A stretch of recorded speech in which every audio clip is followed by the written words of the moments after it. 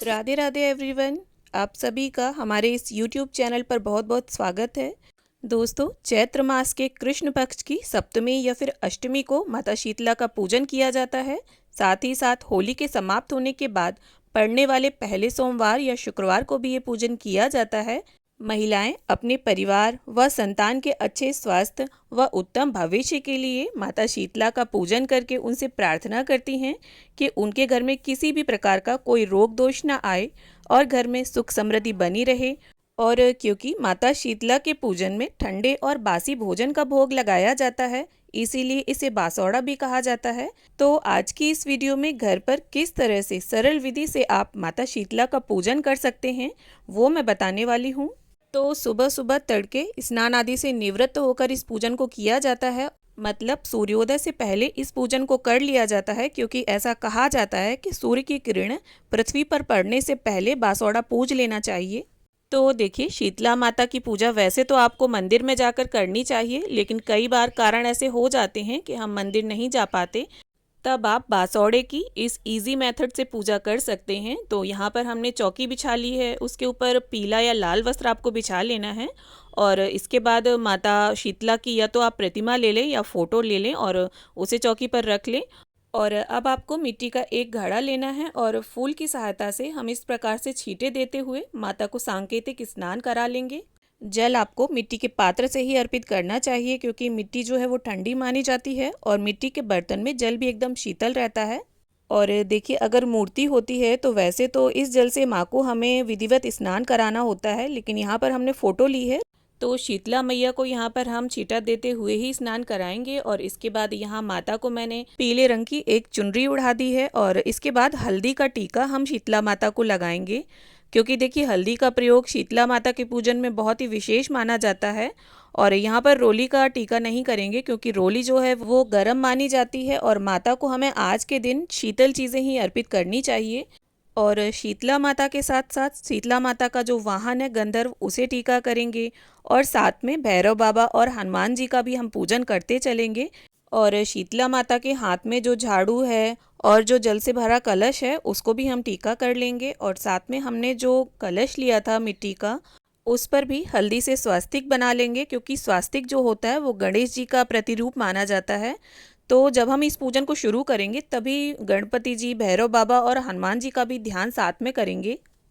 तो यहाँ पर देखिए, हमने कुछ फूल और माता को फूल माला अर्पित कर दी है। देखिए, फूल अगर उपलब्ध हो जाते हैं आसानी से आपको, तो आप फूल अर्पित करें, वरना बिना फूलों के भी पूजन किया जा सकता है। इसके साथ ही माता को कुछ श्रृंगार की सामग्री हमने भेंट कर दी है। और देखिए, अगर आपने होली पर बड़कुले की एक दो माला निकाली हैं बासौड़े के लिए, तो उन्हें माँ को अर्पित करें। और अगर माला नहीं है आपके पास, नहीं निकाली, तब कोई बात नहीं, आप बिना बड़कुले की माला के भी पूजन कर सकते हैं। साथ ही शीतला माता को यहाँ पर हम कुछ नीम की पत्तियाँ अर्पित करेंगे। देखिए, शीतला माता के पूजन में हल्दी, नीम, इस तरह से जो एंटीबायोटिक चीज़ें होती हैं उनका बहुत अधिक महत्व होता है। अब हमें एक ठंडा दीपक माँ को अर्पित करना है। देखिए, ये दीपक जो है वो आटे से आप बना लें और उसमें एक घी की बाती डुबो लें। और ठंडे से मेरा मतलब है, इस दीपक को हमें प्रज्वलित नहीं करना है, ऐसे ही शीतल माँ को अर्पित करना है बिना जलाए।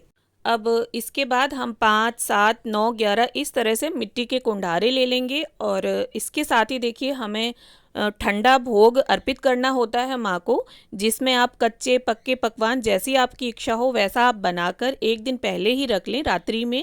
और देखिए, अगर आपके यहाँ सप्तमी का पूजन होता है तो आप षष्ठी को बनाकर रात्रि में रख लें, और अष्टमी का पूजन होता है तब आप सप्तमी को इस भोजन को बनाकर रख लें। और देखिए, भोग में मेन जो होता है वो दही चावल होता है, भीगा हुआ बाजरा, चने की भीगी हुई दाल, गुलगुले, गुड़, बताशा। इसके अलावा अगर आप और कोई पकवान बनाकर भोग लगाना चाहते हैं तो वो भी बनाकर रख सकते हैं। और देखिए, हमारे यहाँ ये जो शीतला माता को जल अर्पित किया जाता है वो मीठा होता है, तो यहाँ पर मैंने घड़े में एक बताशा डाल दिया है। आप चीनी या मिश्री भी डाल सकते हैं। और इसके बाद जो कुंडारे हैं, तो जो भी भोग आपने बनाया है वो सभी थोड़ा थोड़ा इन कुंडारों में भर दें आप। और देखिए, अगर आपको कुंडारे ना मिले तो आप मिट्टी की सराई भी ले सकते हैं, या मिट्टी का कोई भी बर्तन आप ले सकते हैं, लेकिन कोशिश करें आप कि मिट्टी के बर्तन में ही माँ को भोग अर्पित करें। और आज के दिन आपको बाल नहीं धोने हैं, बिना गर्म किए शीतल ठंडे जल से आपको स्नान करना चाहिए। अब देखिए जितने भी आपने मिट्टी के बर्तन लिए हैं उन सभी में आपको थोड़ा थोड़ा भोग भर लेना है। और इसके बाद मैं आपको बताती हूँ कि आपको ये कुंडारे जो हैं वो कहाँ कहाँ अर्पित करने हैं। तो देखिए एक कुंडारा तो आप सबसे पहले शीतला माता को अर्पित करें, जहाँ पर भी आप शीतला माता का पूजन कर रहे हैं, चाहे वो घर पर हो या फिर मंदिर में हो। दूसरा आपको पीपल के पेड़ पर, तीसरा नीम के पेड़ पर, और चौथा जो है कुंडारा वो आपने जहाँ होली जलाई है या जहाँ पर भी आपके चौराहे वगैरह में होली जली है वहाँ पर, और पांचवा जो है उसे जहाँ पर भी आपका पीने का पानी स्टोर रहता है, चाहे वो घड़ा हो या फिल्टर, वहाँ पर रख दें।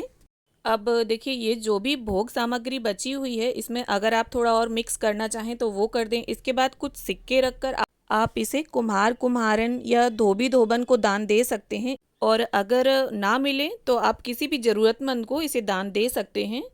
इसके बाद मौसम में आने वाले जो भी ठंडी तासीर के फल हों आपके पास उपलब्ध, उन्हें माँ को अर्पित करें।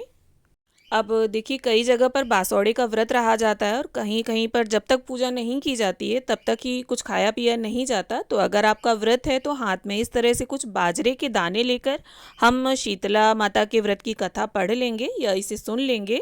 और देखिए शीतला माता के साथ साथ अगर आप चाहें तो झाड़ू और सूप का पूजन भी कर सकते हैं। और इस प्रकार से कथा संपन्न होने के बाद ये दाने हम माता के समक्ष छोड़ देंगे।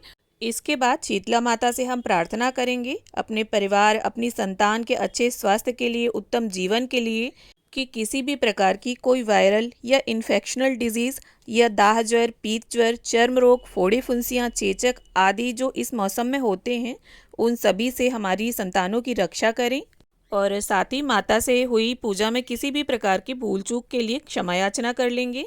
अब देखिए जिस दिन शीतला माता का पूजन किया जाता है उस दिन क्या करना निषेध है, वर्जित है कार्य जो, वो आप सुन लीजिए। देखिए सबसे पहले तो आपको झाड़ू पोछा नहीं लगाना है इस दिन। आप एक दिन पहले ही अच्छे से घर की साफ़ सफाई कर लें।